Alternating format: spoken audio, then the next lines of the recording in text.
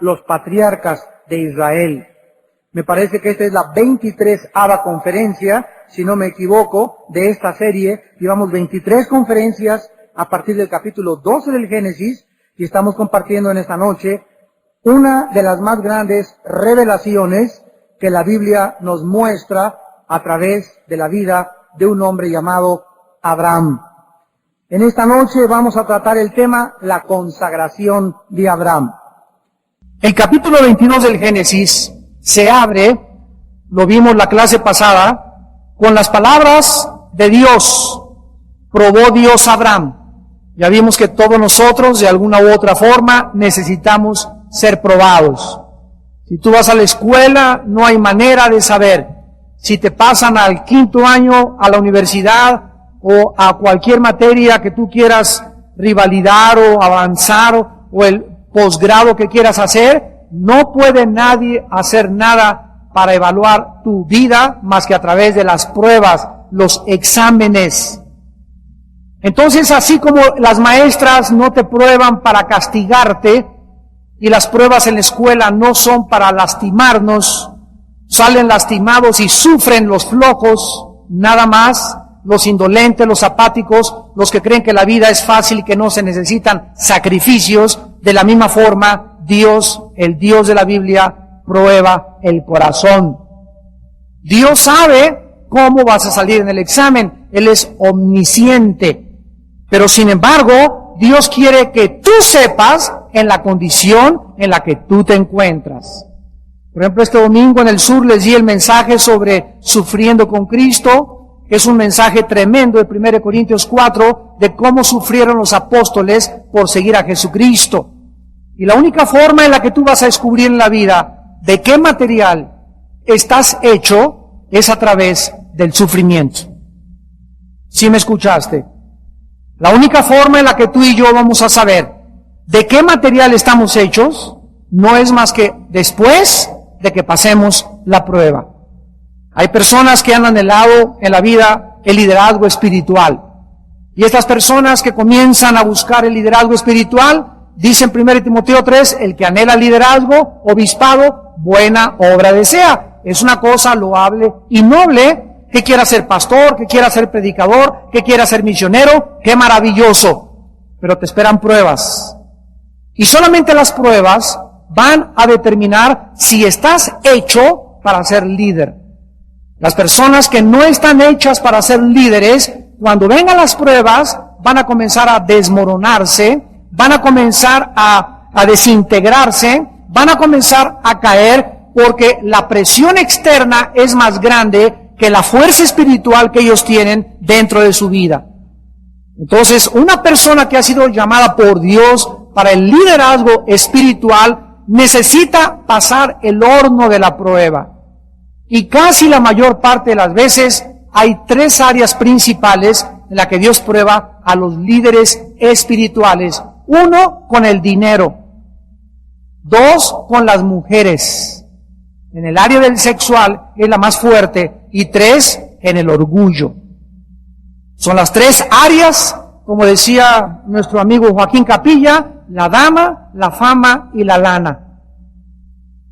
Son las 3 áreas principales en 1 Tesalonicenses 2, el apóstol Pablo dice, cuando yo fui con ustedes, no fui solamente y les exhorté de mi corazón, sino que fui probado por Dios. Y Dios te va a probar cuánto amas el dinero, cuánto amas la ambición en tu vida, cuánto te gusta que te reconozcan, que te aplaudan, salir en la foto, amar los primeros lugares. Todos estos detallitos hablan de tu carnalidad, de tu superficialidad, del material del que estás hecho.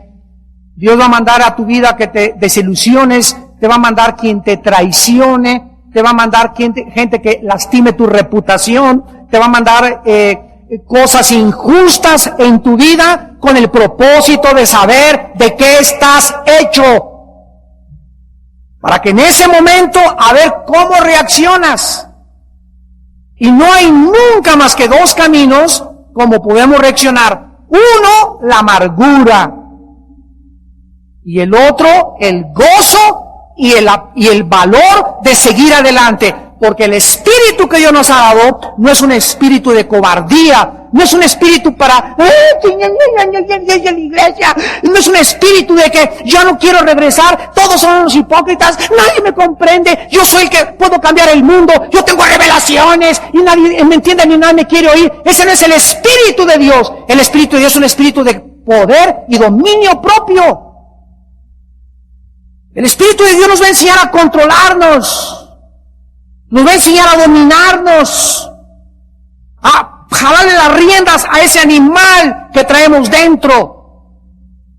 Y todos aquellos que están hechos de líderes, son personas que desde muy jóvenes comienzan a jalarse las riendas ellos mismos y comienzan desde jóvenes a saber qué van a comer y tienen dietas y hacen ejercicio y no ven a las mujeres con ojos de lascivia y comienzan a orar por su esposa, no salen con ninguna otra muchacha hasta que con la que se van a casar, no andan de muchacha en la iglesia. ¿Por qué? Porque están preparándose para ser gigantes de Dios.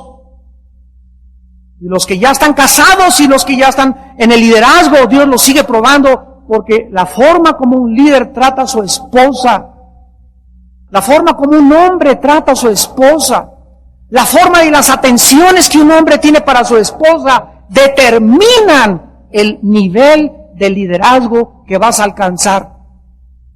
Dice en 1 Pedro 3 que la persona, el varón que no trata a su esposa como un vaso frágil y no es atento y vive con ella en sabiduría, sus oraciones tienen estorbo. Es increíble cómo se puede abortar el propósito de Dios para mi vida. ¿Cómo puedo abortar mi destino con una actitud equivocada hacia la primera persona a la que Dios me manda, que es mi oveja, que es mi esposa? Y hay cantidad de líderes y varones en el liderazgo, pero viviendo vidas equivocadas. Y los está bendiciendo Dios, pero no van a durar por una relación equivocada en su matrimonio. Así pues, Dios probó a Abraham, y aquí encontramos la más grande prueba de Abraham. Dice el versículo 3 que Abraham se levanta después de que Dios le pide que sacrifique a su hijo en holocausto. Ya vimos toda la clase pasada, ¿verdad? Que no era esa la intención de Dios, sino probar los sentimientos y las emociones de Abraham. Entonces toma consigo 2 siervos, versículo 3. A Isaac su hijo, corta leña para el holocausto, se levanta y va al lugar que Dios le dice. Abraham no iba a sacrificar a Isaac en cualquier lugar. Cualquier es bueno, debajo de cualquier árbol es bueno. El Dios de la Biblia nunca dice algo sin que sea respaldado lo que dice con su sabiduría. Y cuando Dios le dice a Abraham, quiero que vayas a un lugar específico, es increíble que dice el versículo 4 que al tercer día, o sea, el lugar que Dios le dijo a Abraham que fuera a sacrificar a su hijo, era un lugar que tardó 3 días en llegar. En el propósito de Dios estaban estos 3 días. Y al tercer día, alza Abraham los ojos y ve el lugar que Dios le había dicho, exactamente 3 días de camino. 3 días donde Abraham pudo haberse arrepentido. 3 días donde estaba viendo a su hijo Isaac, tal vez contando las horas y contando, faltan 48 horas, faltan 24 horas, faltan 3 horas, faltan 2 horas, falta 1 hora, contando las horas como los últimos momentos que iba a pasar con su hijo Isaac. 3 días de tortura, 3 días de antesala de la muerte. Y cuando Abraham ve el lugar que Dios le señaló, ese lugar era un lugar que se llama el monte Moria. ¿Saben ustedes qué es lo que se construyó en el monte Moria? Busca en 2 de Crónicas 3:1 y ahí fue precisamente donde Salomón construyó el templo. El monte Moria era en Jerusalén.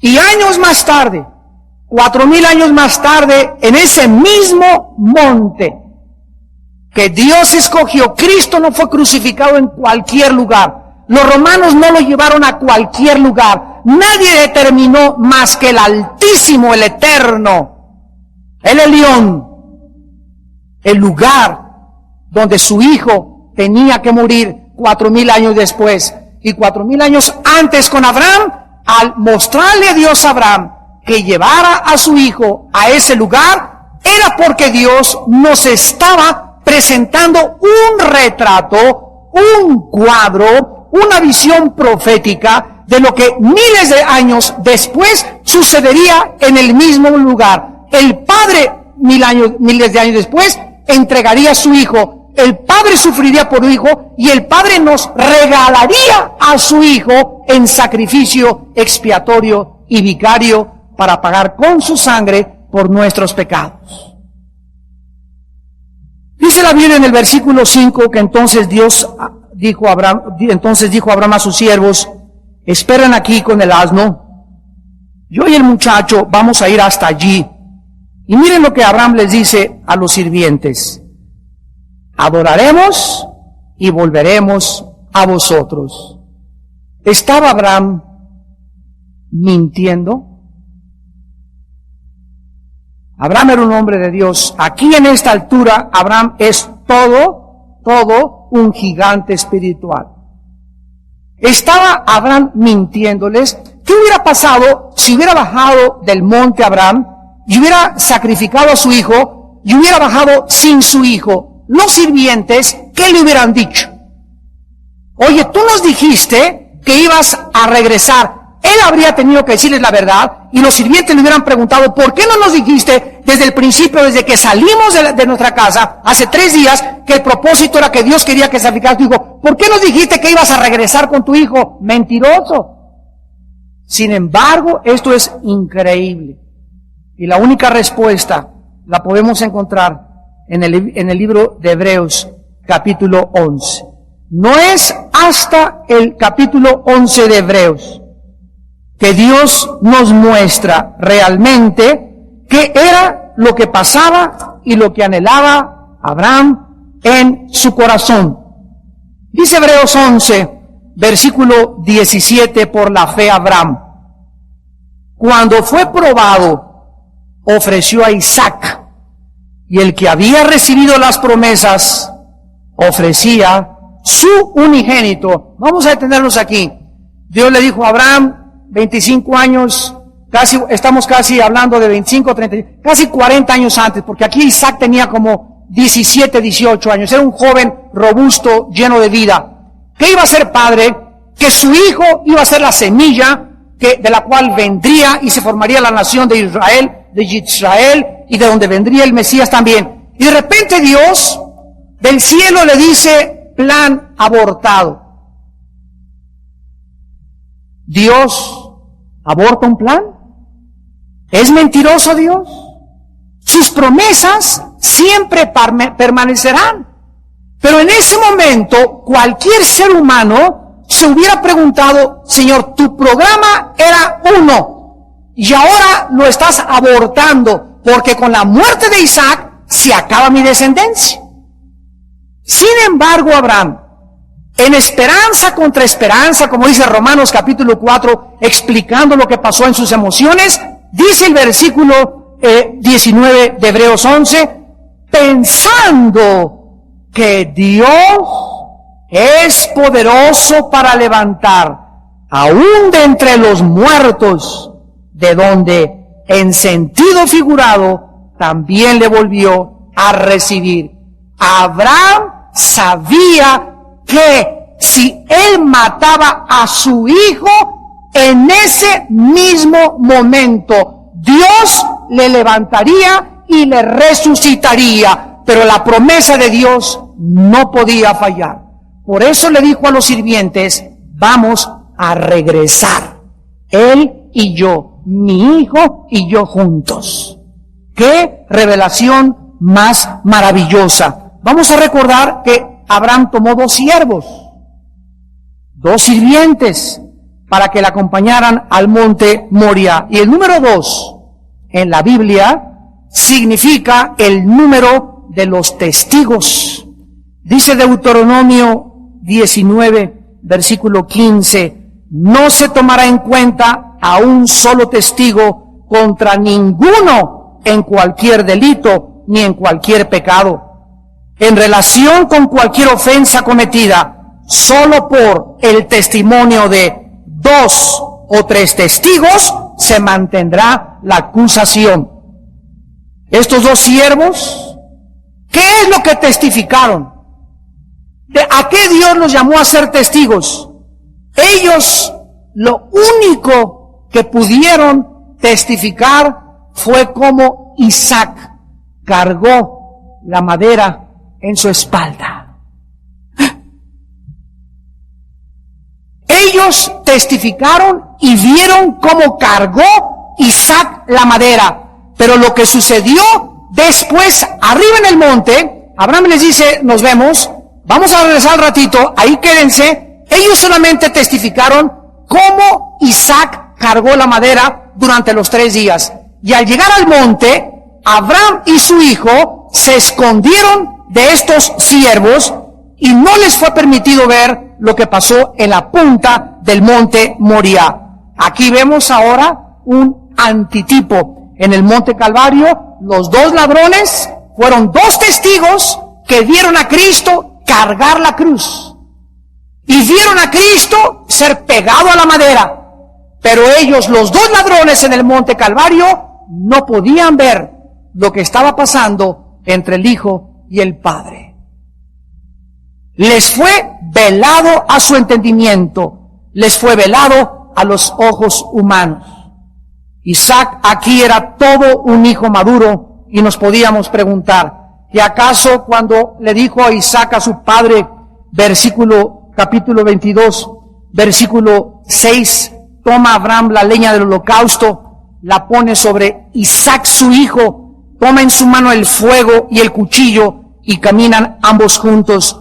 Habló entonces Isaac a Abraham, versículo 7, y le dice a su padre, Padre mío. Y él respondió, heme aquí, mi hijo. Y él dijo, he aquí el fuego y la leña, mas ¿dónde está el cordero para el holocausto? Isaac tampoco en ese momento no comprendía nada y le pregunta al padre, ¿qué es lo que está pasando? ¿Qué es lo que va a pasar? Abraham le contesta, el Señor va a proveer, Yahweh Jireh, Jehová proveerá. Y esto es increíble a los ojos de la crucifixión de Cristo. Porque la pregunta que nos hacemos es, bueno, al llegar ahí, ¿qué le dijo Abraham a Isaac? Acuéstate y te voy a amarrar. ¿Y qué hubiera hecho Isaac? No, pero ¿cómo? Tú dijiste que iba a proveer. Me mentiste, papá. Tú dijiste que Dios iba a proveer. Y yo estoy aquí acostado y me estás amarrando. Isaac era más fuerte que Abraham. Era más robusto que Abraham. Abraham ya casi estaba viejito. Él pudo haber escapado y haberse negado a ser acostado en el sacrificio. Pero la respuesta la encontramos en el Evangelio de Juan, capítulo 10, en el Nuevo Testamento. Y ahí el Hijo, en una declaración sorprendente y autoritaria, les dice a los hombres que estaban a su alrededor. Juan capítulo 10, versículo 17 y 18. Por eso me ama el Padre, porque yo pongo mi vida para volverla a tomar. Nadie me la quita. Cristo está diciendo que en la cruz del Calvario nadie le quitó la vida. Que no fue un accidente que lo agarrara una turba de locos y de asesinos y de religiosos y le pusiera en la cruz. Gente que odiaba la luz, gente que odiaba la verdad, y Cristo está diciendo anticipadamente que cuando Él en la cruz del Calvario abrió sus ojos, fue una obra voluntaria. Por eso me ama el Padre, porque antes de que el Hijo bajara al mundo, allá arriba en el cielo, cuando Él compartía la gloria del Padre, cuando estaba solamente en la mente del Padre, el sacrificio del Cordero inmolado desde antes que el universo fuera creado, desde allá arriba, cuando el Padre planeó, el Hijo le dijo al Padre, Padre, yo quiero ser la persona que baje, no el Espíritu Santo, ni quiero que bajes tú. Quiero ser yo el que pueda morir por esos seres humanos que tú vas a crear a tu imagen y semejanza. Él tomó voluntariamente la decisión de morir por ti y morir por mí. Por eso me ama el Padre, porque yo pongo mi vida para volverla a tomar. Nadie me la quita, yo la pongo de mí mismo. Tengo poder para ponerla y tengo poder para volverla a tomar. Este mandamiento recibí de mi Padre. El hecho de que Jesús haya venido a este mundo y nos haya dicho, yo soy la resurrección y la vida, yo soy aquel que tiene la vida y tengo el poder de darte vida eterna, nos implica que no ha existido ningún líder religioso en la historia que haya podido decir, si eres Dios o yo soy Dios, yo les voy a demostrar que soy Dios, porque solo Dios tiene poder sobre la vida y la muerte. El Dalai Lama le dijo al Papa hace 4 o 5 años que él era Dios. El día que venga aquí ese señor peloncito hay que decirle, bueno, si tú eres Dios, avísanos cuándo vas a morir y demuéstranos que tienes poder sobre la vida y que puedes dar la vida y que tu vida no proviene de alguien más externo fuera de ti o de una causa fuera de ti, sino que la causa de tu existencia está en ti mismo, porque si tú eres Dios, tú te causaste y tú escogiste cuándo nacer y tú puedes escoger cuándo morir. Es increíble que la gente siga tantos líderes falsos. Ni Mahatma Gandhi, ni Mahoma, ni Hare Krishna, ni Vishnu, ni Shiva, ni tampoco Dalai Lama, ni los gurús. Todos ellos se dicen dioses. Pero ninguno ha demostrado tener el poder sobre la vida y sobre la muerte. Es la resurrección del Hijo de Dios, la evidencia más grande de que Él era verdaderamente el Mesías de Dios. Yeshua Hamashiach. Regresamos a Génesis 22 y dice la Biblia que Abraham llevaba, versículo 6, un cuchillo y el fuego en su mano. Y dice el versículo 6, y fueron ambos juntos. La unidad, la armonía, la comunión entre el Padre y entre el Hijo fue una de las cosas más maravillosas que Jesús nos vino a enseñar. Gracias a esa intimidad con su Padre, cuando eran las 4 de la mañana o las 5 de la mañana, Jesús se levantaba y buscaba tener comunión con su Padre. Iban a venir los endemoniados a las 8 de la mañana, tenía que desayunar en Vips a las 9 con los apóstoles, a las 11 tenía una cita, y sabía que todo su calendario estaba lleno y buscaba cuando el sol no salía para estar con su Padre y se acostaba tarde en comunión con su Padre. Es esta comunión con Dios la que nos hace invencibles. Es esta comunión con Dios la que nos da fuerza para vivir. Es esta intimidad con Dios la que nos da la capacidad de entender la mente de Dios. Debemos ir siempre juntos, porque no pueden dos juntos caminar si no estuvieran de acuerdo. Cuando nosotros caminamos en santidad, porque Él es santo, caminamos junto con Dios. Pero ¿qué es lo que nos hace salirnos de caminar con Dios? El pecado. El pecado nos saca de la comunión con Dios. El pecado nos excluye de las bendiciones de Dios. El pecado no nos hace perder la salvación, porque la salvación no se puede perder. El pecado nos roba la comunión y la bendición de Dios. Iban ambos juntos, pero dice la Biblia que Abraham llevaba cuchillo y un fuego. Esto lo vemos desde el principio de la creación. ¿Saben ustedes que el fuego en la Biblia la mayor parte de las veces significa juicio? Cuando Adán y Eva pecaron, Dios es santo, el hombre manchado fue sacado ¿de dónde? Del medio ambiente perfecto del huerto del Edén. El huerto del Edén era un medio ambiente perfecto donde tenían comunión con Dios, comulgaban con Dios, tenían intimidad con Dios, y el pecado los sacó del ambiente perfecto que se llama la santidad. En el momento que Adán y Eva son sacados del huerto del Edén, del medio ambiente perfecto en el cual crecemos, florecemos y nos podemos desarrollar, en ese momento se apareció un ser celestial, Génesis capítulo 3, que se llama en la Biblia querubines. La palabra cherubim o cheruf en el hebreo significa el que arde, los que arden. Y este querubín apareció con una espada encendida, flameante como un fuego.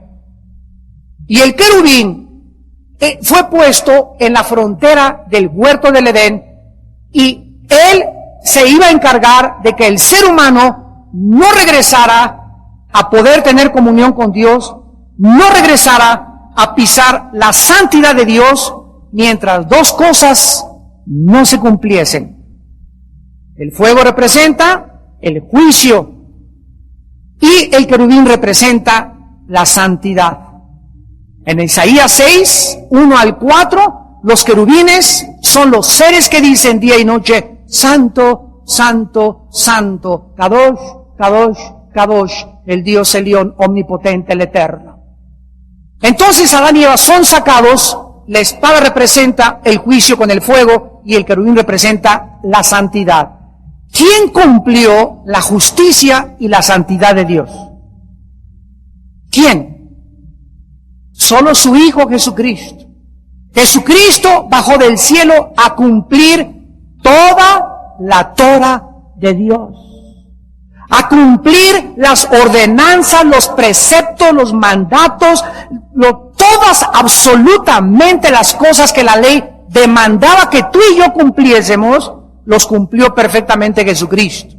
Cuando Jesucristo llegó a la cruz del Calvario, Él llegó habiendo atrás durante 33 años y medio, habiendo cumplido perfectamente la ley de Dios. Jamás pecó, jamás se halló engaño en su boca, jamás maldijo ni contestó con maldición. Llegó a la cruz limpio y justo. Y antes de que lo acostaran en la cruz, el Padre lo tuvo que aprobar y tuvo que poner su aprobación diciendo, este es mi Hijo en quien tengo mi complacencia. Porque en el Antiguo Testamento, cuando los sacerdotes levíticos traían una ofrenda, lo revisaban que no tuviera defecto. Y a Cristo lo revisó Pilato y dijo, no encuentro pecado. Los sacerdotes no encontraron y tuvieron que contratar testigos falsos. Cristo fue examinado por los hombres, examinado por Dios, y no se halló pecado alguno en él.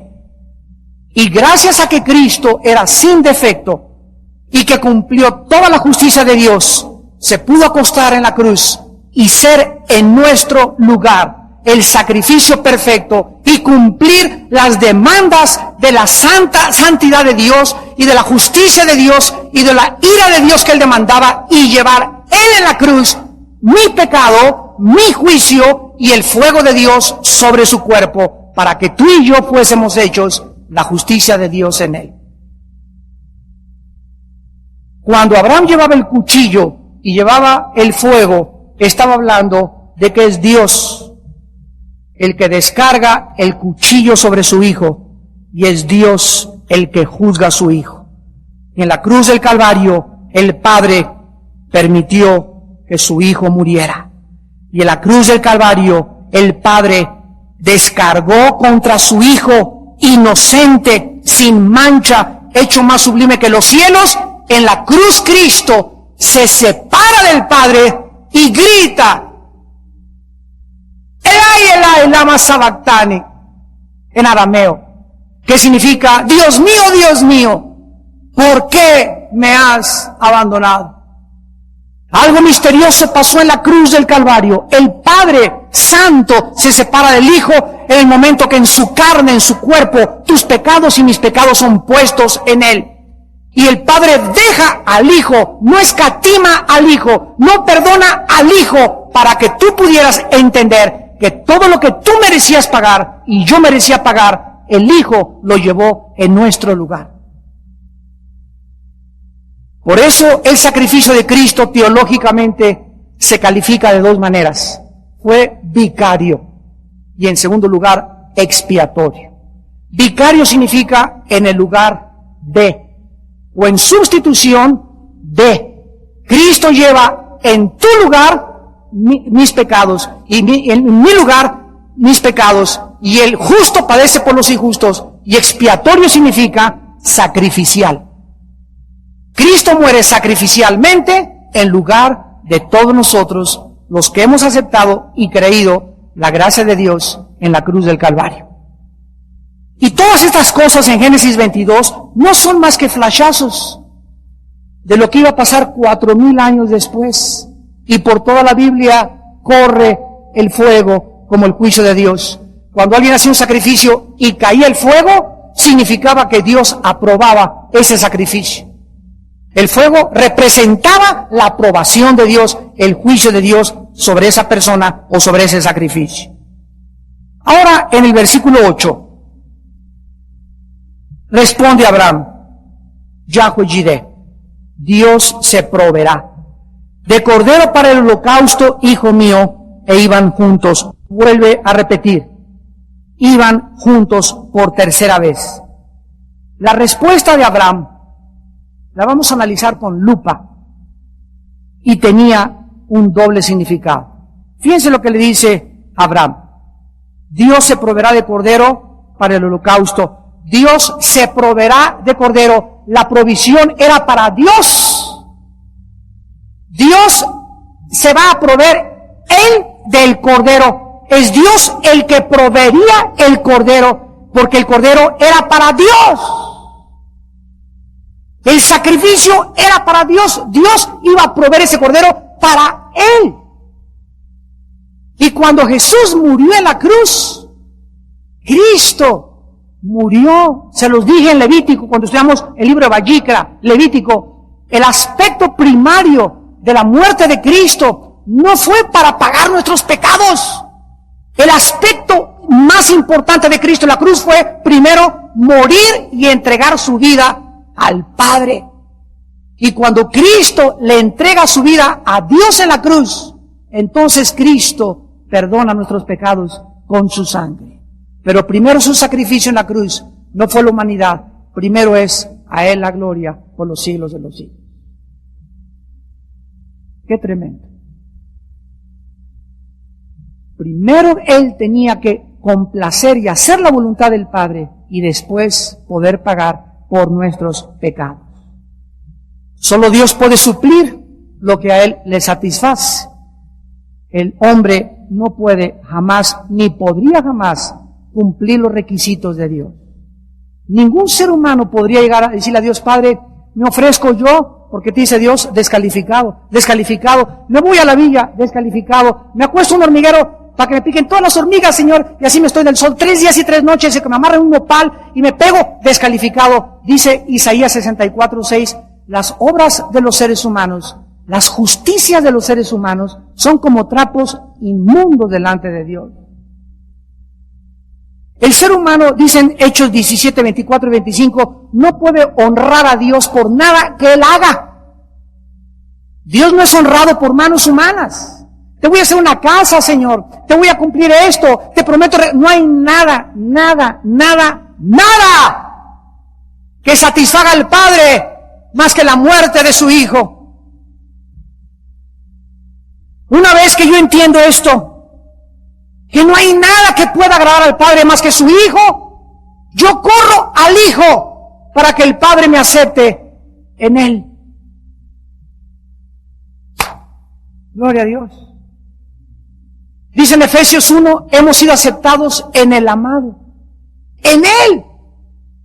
Ahora, yo recibo a Cristo, y antes de que yo no fuera cristiano, si fui recibido en Cristo, sigue funcionando igual en la vida cristiana. No hay nada que yo pueda hacer ya siendo cristiano para agradar al Padre más que teniendo comunión con su Hijo Jesucristo. 1 Corintios 1:9. Fiel es Dios, el cual nos llamó a la comunión con su Hijo Jesucristo. Juan 17:3. Y esta es la vida eterna, que te conozcan a ti, al único Dios verdadero, y a Jesucristo a quien has enviado. Jesucristo baja del cielo para darnos entendimiento de quién es Dios, a través de Él. Yo quiero agradar a Dios, tiene que ser a través de su Hijo. Quiero servir a Dios a través de su Hijo. Quiero caerle bien a Dios y que Dios me apruebe, tengo que estar en una buena relación con su Hijo. Y si no entendemos esto, que debemos enamorarnos de Jesucristo, cada día más, todo lo que hagas es madera, heno y hojarasca. A Dios le agrada que solamente la fe le puede satisfacer. En el versículo 9 y 10 llegan al lugar que Dios le había dicho.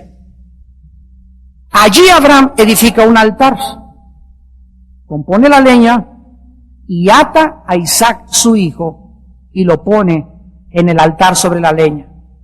Y extiende a Abraham su mano y toma el cuchillo para degollar a su hijo. Aquí podemos observar la absoluta rendición y consagración de un corazón humano a la plena voluntad de Dios.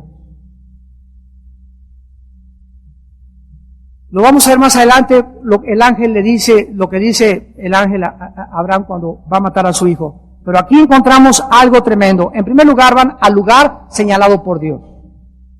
¿Se acuerdan ustedes Levítico 17, cuando Dios le dijo a Moisés: diles a los hijos de Israel que cuando hagan sacrificio, lo hagan en la puerta del tabernáculo. Que no lo hagan detrás de ese huizáchel, ni debajo de ese mango, ni atrás al tabernáculo, ni en su casa. No es donde ellos piensen, o donde ellos crean, o donde ellos quieran. Todo tiene que ser conforme a las órdenes que bajan del cielo. Si no es en la puerta a la entrada del tabernáculo, sus sacrificios son a los demonios. Levítico 17, del 1 al 8. Son a los demonios. Y Cristo viene miles de años después y dice: yo soy la puerta. El que no entre a través de mí, no entrará. Pero el que entre a través de mí hallará pastos y plenitud de gozo. Dios nos muestra claramente que las cosas tienen que ser como Él dice. Él no permite que nosotros funcionemos conforme funcionábamos antes de venirnos a someter a su voluntad. Les decía este domingo ahí en la iglesia del sur, que imagínense, esto es la iglesia. La iglesia es Dios dirigiendo un partido internacional de fútbol, soccer. Y en la iglesia los congregantes están vestidos de béisbol. Entonces, si yo quiero jugar fútbol, soccer, o sea, si yo me quiero integrar al equipo de Dios, y mis reglas son diferentes, porque las reglas del béisbol son diametralmente opuestas a la del soccer, no voy a poder entender nada, porque en el béisbol no hay penalty, en el béisbol no hay offside. Entonces, mi mente no puede entender las reglas del fútbol, porque las reglas del béisbol son diferentes. Cuando yo vengo a Dios, me tengo que desprogramar. Antes teníamos nosotros las reglas del juego, y creíamos jugar, y creíamos que esto es ser cristiano, aquello es ser cristiano, pero cuando venimos al equipo de Dios, tenemos que jugar conforme a sus reglas. Y si tú no te sometes y no cambias tu mente, y ya no piensas como pensabas antes, sino que te sometes y le dices: sí, capitán, aunque no entiendo, me someto, estás en offside. O te pueden sacar tarjeta roja, y muchos de ustedes están en la banca hace 4 años. Ni contra Trinidad Tobago van a jugar. Es maravilloso que Dios se revela al ser humano y el hombre pueda ofrecerse a Dios cuando arregla la leña para el holocausto, que significa el madero en la cruz. En el versículo 11 a 14, finalmente, Dios se le aparece en la forma de un ángel. La palabra ángel en el hebreo, malak, con K, significa alguien enviado, o un ser enviado. Y en la Biblia hay 2 tipos de ángeles, principalmente en el Antiguo Testamento. Cuando ustedes vean en la Biblia un ángel de Dios, un artículo indeterminado, significa los ángeles que sirven a Dios. Pero cuando dice el ángel de Jehová, el artículo determinado siempre se refiere al Hijo de Dios. ¿Cómo podemos saber que es el Hijo de Dios? Porque en el capítulo 22 de Apocalipsis, cuando un ángel, cualquier de los muchos ángeles que hay, se le aparece al apóstol Juan, el apóstol Juan cae de rodillas ante el ángel, porque es un ser espiritual y no tenía mucha revelación Juan de los ángeles, y el ángel le contesta a Juan: no te hinques delante de mí, porque soy consiervo tuyo, adora a Dios. Los ángeles que sirven a Dios no permiten ser adorados, mucho menos que nos inclinemos delante de ningún ser humano, jamás, menos besarle la mano. Los apóstoles en el libro de los Hechos, cuando la gente se acercó y se les hincaba, les decía: levántense, que nosotros somos hombres como ustedes. Pero el ángel de Jehová, como en Josué 5, en Jueces 6, 8, en Jueces con Gedeón, en Jueces con Sansón, el ángel permite adoración, implicando que es Dios. Aquí entonces el ángel de Jehová le da voces del cielo y le dice: Abraham, Abraham. Él respondió: heme aquí. Y dijo: no extiendas tu mano sobre el muchacho, ni le hagas nada, porque, mucho cuidado, ya conozco que temes a Dios, por cuanto, miren ahora, habla en primera persona del singular, por cuanto no me rehusaste. El ángel primero le dice: ahora veo que no temes a Dios. No le está diciendo: ahora veo que ya conozco que me temes, sino primero dijo: ahora conozco que temes a Dios, y después le dice: por cuanto no me rehusaste a mí. ¿Quién está hablando? El ángel. Nos damos cuenta que el Hijo y el Padre son uno. Y está claramente implicando que Él es Dios. No me rehusaste, a Dios le temes, y a mí, al Hijo, no me rehusaste, tu Hijo, tu único Hijo. Hermanos en Jesucristo, las lecciones son inagotables. Dios nos ha dicho: amarás a Dios con todo tu corazón y con toda tu alma. Yo les di este ejemplo hace algunos domingos. Este es Dios. Armando, quiero que me ames con todo tu corazón, con toda tu alma y con toda tu mente. Yo tengo un año en Cristo y pues ando por acá, ¿verdad? Ando por acá. Al año en Cristo, a los 2 años en Cristo, ya estamos más cerca de Dios. A los 3 años en la vida cristiana más cerca. Hay unos que a los 2 años ya están por acá. Hay otros que a los 3 años todavía están por allá. Pero llega un momento en la vida en la que vienen a mi vida lluvias, vientos y ríos. Vienen pruebas, se muere tu esposa, se muere un hijo, pierdo una casa, una decepción, me traicionan, me frustro. Cualquier situación que el mundo haga para atacar o el diablo enviar a mi vida, si me agarra esa situación, si me toma esa situación separado de Dios, me voy a hundir. Porque separados de Él, nada podemos hacer. Pero si cuando se muere mi perro, mi hijo, pierdo el trabajo, mi esposa, el holocausto que haya, no importa lo que pase, y yo estoy así con Dios, Él me va a fortalecer, me va a alentar, me va a sostener, y cuando yo creo que me estoy desmayando, me va a hacer que me levante.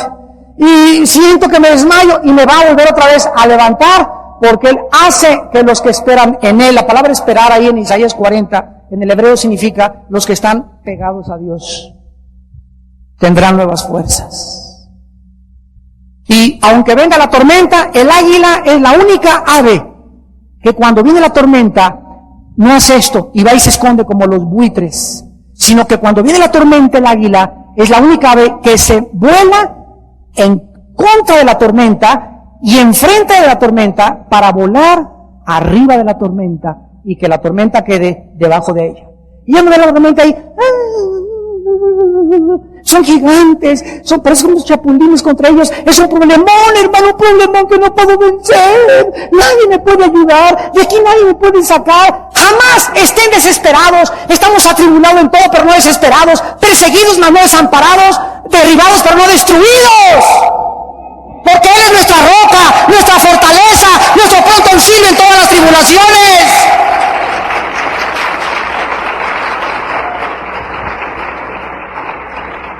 Bienaventurado, dichoso el hombre en cuyo corazón está el Señor. Dichosa la mujer que vive en Jehová y es su roca y tiene íntima comunión todos los días. Ahora miren lo que pase. Anoche tuve comunión con Dios, fue preciosa. Lloré hasta las 11 de la noche. Hoy me levanté y precioso y me voy a dormir. Y cada vez que nos levantamos, despertamos así de Dios. Tengo todos los días que volver a acercarme a Dios. Todos los días. Todos los días se me acaba el pan. Todos los días tengo que comer. Todos los días trabajo, todos los días tengo que dormir. Conforme a mis días, mis fuerzas. El pan nuestro de cada día, dánoslo hoy. Todos los días nos tenemos que recargar. Porque no somos como los teléfonos celulares que duran 3 días la carga. Nos dura 24 horas a nosotros. Nos ganan los celulares. Todos los días necesitamos a Dios. ¿Por qué? ¿Por qué todos los días? Porque Dios nos creó para que aprendiésemos que debemos depender de Él diario. Que la fuerza que me dio ayer hablé en lenguas, ayer se me apareció Juan Diego, ayer tuve unas visiones, ayer prediqué como los ángeles, ayer sané, ayer hice esto, aquello, ayer hice lo que tú hayas hecho, amanezco descargado todos los días. Y muchos cristianos se levantan y creen que porque ya los usa el Señor y tuvieron esto, les va a durar. Cuando pienses que estás firme, mira que no caigas. Precisamente por eso Dios nos creó así, para que todos los días aprendiésemos a depender de Él. Ahora bien, llega un momento en la vida de Abraham. Abraham estaba aquí con Dios, cuando Dios le dice, dame tu hijo. En ese momento, cuando Dios le pide a Abraham su hijo, no se lo pidió 10 años antes, ni 20 años antes, se lo pidió y Dios sabe, dice 1 Corintios 10, ninguna prueba vendrá a tu vida que no sea humana, sino que fiel es Dios, quien juntamente cuando la prueba venga a tu vida, no importa la prueba que sea, y tú estás así con Dios, Dios te mostrará y te va a decir, salte por aquí, escápate por ahí, o esta es la solución. No habrá ninguna prueba en la vida que venga a nuestra vida que no tenga solución. Por eso nunca nos quitaremos la vida. Nunca recurriremos tequila. Otra vieja. Ya me decepcioné. Jamás. ¿Por qué? Porque siempre estaremos dependiendo de Él. Y junto a Él vendrá la solución. No hagas eso, dice el Señor. Eso es de los cobardes, lo que estás haciendo. Hay solución, hijo. Y nos pinta otro panorama. Nos corren las cortinas y nos muestra los pastos que todavía nos están esperando. Abraham estaba aquí con Dios, ya casi a los 100, más un poco de los 100 años de edad, dame a tu hijo. Cuando Dios le pide a Abraham a su hijo, le estaba pidiendo a Abraham la última prueba de su devoción a Dios. Amarás a Dios con todo tu corazón y con toda tu mente. En ese momento Abraham, ¿dónde tenía sus afectos? ¿En Isaac o en Dios? ¿Y sabes algo? ¿Por qué te dice Dios eso? Porque si tú amas a Dios con todo tu corazón, tu esposa se tiene que morir, tu esposo se tiene que morir, el pulgas, tu perro se tiene que morir, tu casa la vas a perder algún día y al final nos quedamos solos en la vida. Pero si amamos a Dios con todo nuestro corazón y nuestros afectos están, claro que amo a mi esposa, pero no tanto como a Dios.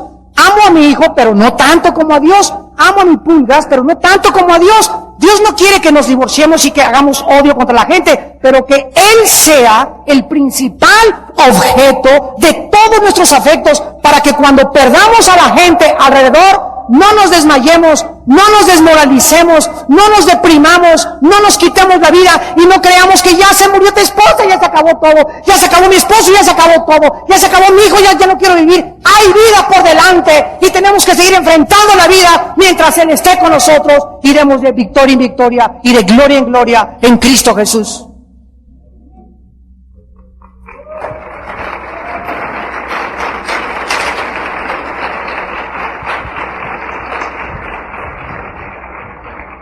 Cuando Abraham levanta el cuchillo, lo primero que Dios le dice, conozco que temes a Dios.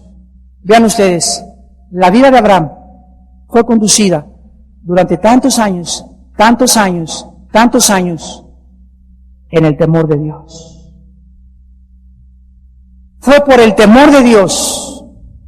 El temor de Dios no es tenerle miedo a Dios.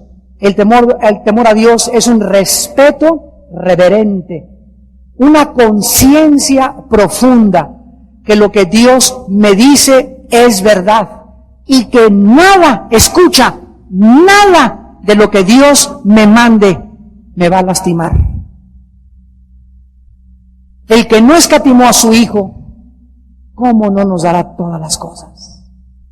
Cuando yo voy al dentista feo, me quiere sacar la muela, ¿así vas? No, ¿verdad? Cuando vas a la cirugía, estos doctorcitos me van a matar. No, vas tú contento y le sonríes al doctor y todo. ¿Por qué? Porque nos ponemos en sus manos y vamos a pasar un poco de dolor, pero vamos a salir de ahí para poder seguir viviendo. Entonces, cuando Dios trae una prueba a nuestras vidas, no es para matarnos, no es para destruirnos, no es para aniquilar nuestra mente como Satanás que quiere confundirnos en la vida y hacernos navegar sin brújula. Dios quiere que nosotros nos sometamos en el temor de Él. Y cuando mostramos este temor de Él y le obedecemos, no importa que tu esposo sea como sea, por el temor de Dios, sométete a tu esposo, mujer rebelde.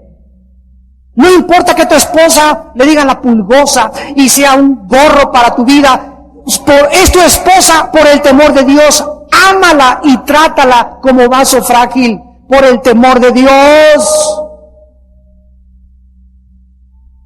Hasta que no tenemos temor de Dios, Dios no puede bendecirnos. Ahora conozco que temes a Dios y finalmente le dice al ángel, por cuanto no me rehusaste tu hijo, tu único. Miren ustedes, Abraham le dice a Dios, Dios, esto es lo que más quiero en la vida. Esto es lo que es mi único hijo. El único, no tengo 3 o 4 hijos, tengo uno nada más. Y me lo estás pidiendo, oh Dios, tómalo. En el momento que Abraham le dice a Dios, ahí está mi hijo, ¿lo quieres matar? Mátalo. ¿Quieres que se vaya a la casa? Que se vaya a la casa. ¿Quieres achichinarlo? Que se achichine. ¿Quieres que le caiga un tráiler encima? Que le caiga un tráiler encima. Padre, yo no lo creé, es tuyo, yo solamente obedezco. Aquí está mi hijo. El momento en que Dios, Abraham le da todo su hijo, le está dando todo su corazón a Dios. Porque donde está nuestro corazón, está nuestro tesoro. Y poco a poco en la vida de Dios, en la vida cristiana, nos va a ir diciendo, ¿qué nos pide ahorita Dios? De todo lo que gano, el 10%. Cuando yo no le rehúso a Dios y le doy a Dios el 10%, ¿qué le estoy diciendo a Dios? Fíjense ustedes qué profundo es esto. Comienza la vida cristiana con el diezmo, aunque el Nuevo Testamento ya no es el diezmo, ¿verdad? Cada quien ve como propuso en su corazón. Pero en el área del dinero, que es donde más nos duele, Dios me dice, ¿sabes qué, Armando? Tu cartera representa tu esfuerzo y todo tu trabajo. ¿Sabes solamente de todo? Dame el 10%. Ahí está haciendo el 10%. Cada vez que yo le doy a Dios lo que Él me pide, que no le rehuso lo que Él me pide, le estoy demostrando que yo confío en lo que Él está diciendo. ¿Qué hace Dios cuando yo le entrego el 10%? Dios bendice, como les enseñé el domingo antepasado, bendice todo lo que me queda atrás después y prospero en todos mis caminos. ¿Qué hace Dios cuando le entregas a Abraham? Dios no quería matar a Abraham. Cuando Dios le dice, aquí está Abraham, Dios le dice, ahí está tu hijo, Isaac. Yo no quería matar a tu hijo, solamente quería probarte. El joven rico se acercó, Señor Jesús, te quiero seguir, guardo todos los mandamientos, dime. Y se voltea a Jesús y le dice, ¿de veras me quieres seguir? vende todo lo que tienes. Y el joven, sus afectos no estaban totalmente en Cristo. Había un área en su vida que era la avaricia, la codicia. Y cuando oyó que tenía que entregarle donde estaba su corazón, en ese momento no pudo seguir a Cristo. Y más tarde vemos a este joven en la Biblia que dice: alma mía, muchos bienes tienes, ahora disfruta y gózate de la vida. Y le oyó una voz que le dijo: eres un necio, porque todo lo que hiciste con tu dinero, ¿de quién será? Esta noche vienen a pedir tu alma. Y lo que has juntado, ¿para quién es? Déjales dinero a tus hijos y será la maldición más grande que tengan si fuiste un avaro con las ganancias y las finanzas que Dios te pidió. Entonces Dios me comienza a pedir el 10%, después Dios me pide otra cosa, nada más para probarme. Después me dice: ¿me prestas tu carro, Dios? Sí, Señor, ahí está mi carro para que se vayan de campamento los jóvenes. ¿Me prestas tu casa? Y Dios nos va pidiendo más, para que comencemos a librarnos y a sacar de nuestro corazón hijos, dinero, terrenos, propiedades, fama, poder, popularidad, y encontrar que todo es basura comparado con el amor de mi Señor, por amor del cual lo he perdido todo y lo estimo todo como basura. Dice Pablo en Filipenses 3. Por cuanto tienes temor de Dios y tú no le has negado a Dios lo que hasta ahora te ha pedido, dice la Biblia en Génesis 22, ahora sé que temes a Dios. Abraham alza sus ojos, a sus espaldas un carnero trabado en el zarzal por sus cuernos, y fue Abraham y tomó el carnero, lo ofreció en holocausto en lugar de su hijo, y llamó a Abraham el nombre de aquel lugar Yahweh Jireh, que se tradujo Jehová proveerá. Por tanto se dice hoy: en el monte de Jehová será provisto, donde 4000 años después Dios proveyó a su Hijo Jesucristo en nuestro lugar para morir por nuestros pecados. Cuando yo le doy a Dios mi dinero, cuando yo le doy a Dios mis sentimientos, cuando yo le doy a Dios mis afectos, Él provee. Entrégale tu hijo a Dios y Dios te proveerá con un hijo nuevo. Él lo va a cambiar. Entrégale a Dios a tu esposo. Ya no les hay de celosa o de celoso. Ay, mi esposo. ¿Sabes qué? Una cosa, Señor, tú la conoces, tú lo conoces. Si se quiere ir con doña Xochitl, que se vaya con doña Xochitl. Si se quiere, que se vaya. Padre Santo, yo te lo entrego. Está en tus manos, yo lo voy a amar, yo lo voy a servir. Y si Él me quiere poner los cuernos o ponerme el cuerninini, pimi, pipini, entonces es un problema de Él. Pero yo, Señor, no me va a robar mi paz, ni me ando con celos, ni ando vigilando, ni mando un detective privado, porque tú conoces su corazón. Yo quiero tener paz y servirte. Tú entrégale a Dios los afectos de tu corazón y Dios proveerá. Y cuando Dios provee, Él provee en abundancia, porque a eso vino Jesucristo, a morir por nosotros y a darnos vida, y vida en abundancia. Oremos.